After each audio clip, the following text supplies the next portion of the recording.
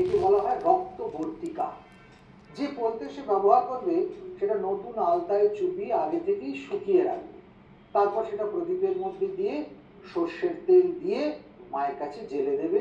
ভিতরে একটু করে শ্বেত সর্ষে ফেলে দেবে ওই 28টা প্রদীপের ভেতরে।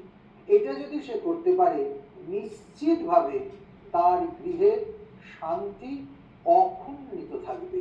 আর একটা কাজ করতে পারে এদিন রাত্রে, বিশেষ দীপান্বিতার রাত্রে, অমাবস্যা যখনই লাগছে সেই সময় মাটির একটা হাঁড়িতে, যাকে জাগ হাঁড়ি বলে, সেই হাঁড়িতে নিচে আতপ চাল দেবে।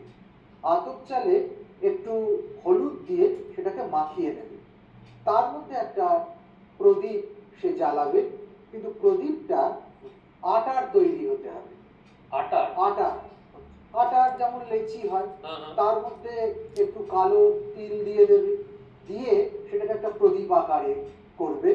কিন্তু প্রদীপে 4টে মুখ থাকবে, চারদিকে মুখ থাকবে। আর যে পলতেগুলো দেওয়া হবে সেটা যেহেতু ক্রস করে দেবে, তার প্রতিটা পলতে দুদিকই জ্বলতে থাকবে। এমনি করলে তাহলে দুটো পলতেতে 4টে মুখেই আগুনটা জ্বলবে। এই প্রদীপটা ঘি দিয়ে সারা রাত্রি জ্বালাতে হবে। পরের দিন সূর্যোদয় হলে ওই জ্বলন্ত প্রদীপটা নিয়ে গিয়ে ওই হাঁড়ি শুদ্ধ কোনো জলাশয়ে, নদীতে হোক পুকুরে হোক, ভাসিয়ে দিতে হবে।